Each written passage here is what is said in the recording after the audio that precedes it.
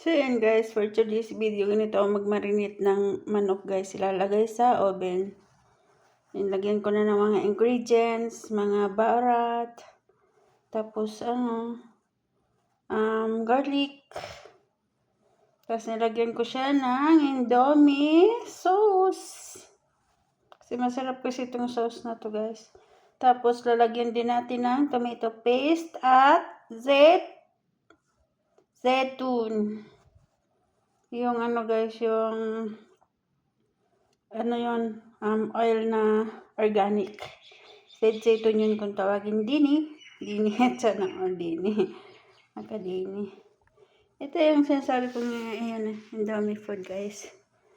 Tapos lagyan din natin ng tomato paste.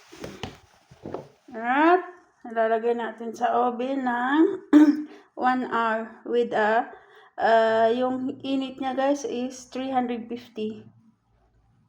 Ayan. So that's all. Thank you for watching.